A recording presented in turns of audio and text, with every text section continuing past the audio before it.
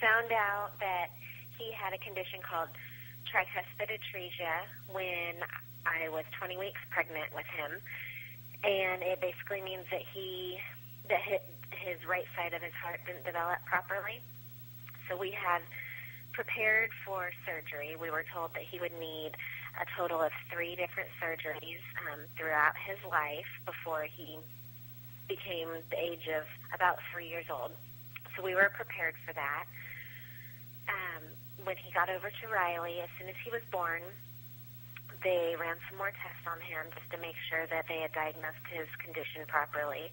And they found out that he had problems with his pulmonary arteries, and that he has another condition called pulmonary atresia, which means that his pulmonary arteries didn't develop properly. And they said that they needed to run even further testing on him to make sure nothing else was wrong. So they did more testing, and then they came back and told us that he has a very rare condition called coronary atresia, which means he doesn't have coronary arteries, which are the arteries that send the blood from the heart to the rest of the body. And they said that he would need a heart transplant, and if he didn't get a heart transplant, they would be very surprised if he lived to be a month old.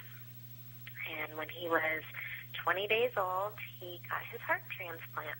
Even survived because he's the only baby that these doctors know of that has lived with this condition. He's the 3rd baby that they've ever seen that has had this condition. And then they told us that just infant heart transplants are very rare in themselves, that infant hearts just aren't as available as, adult hearts are.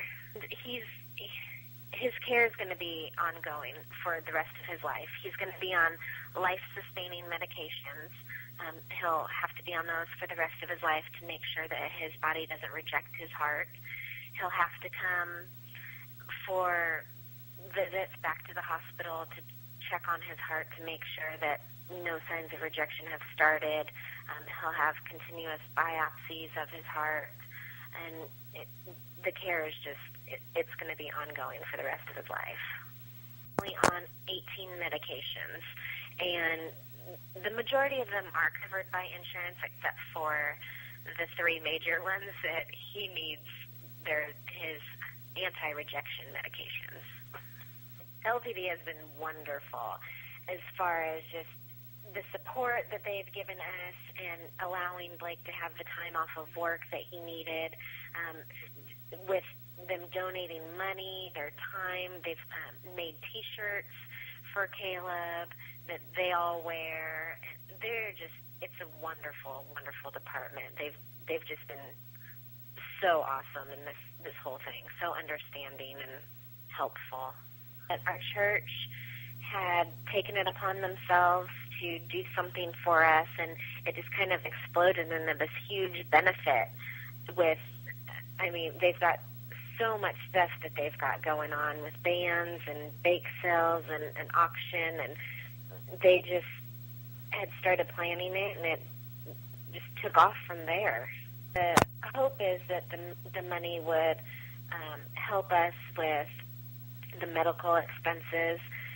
The medical bills alone are just going to be crazy. And then his medications, he's going to have to be on those for the rest of his life. And so the hope is that we could get some money, donations that would help with some of these medical expenses.